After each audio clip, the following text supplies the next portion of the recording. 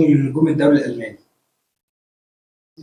لا هو مش هو بيسالني بيقول لي اللعيب ده مين وكده. انت بص يا كابتن، انت بتساله سؤال عن اللعيب اللي معاك.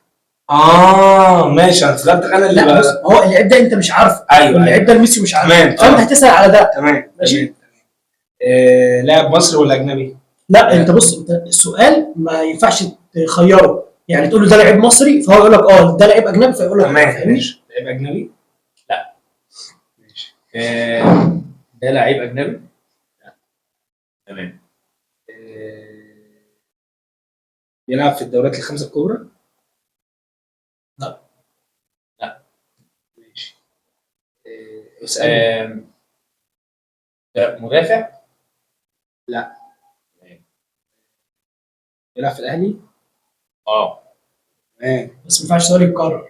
ايوه تمام لا ماشي. لا تمام. ما ينفعش انا كمان بقول له بيلعب في الاهلي، ما ينفعش صح كده؟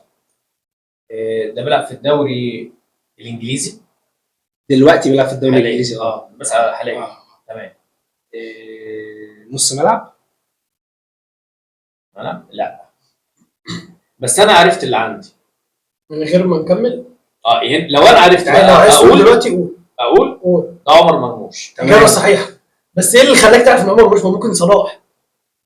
لا هو قال حاجه في الاول غششني على انه لعب نجم الدوري نجم الدوري الالماني صح. ايوه كسب اول واحده. هو كده كسب اول واحده. ماشي انا عامل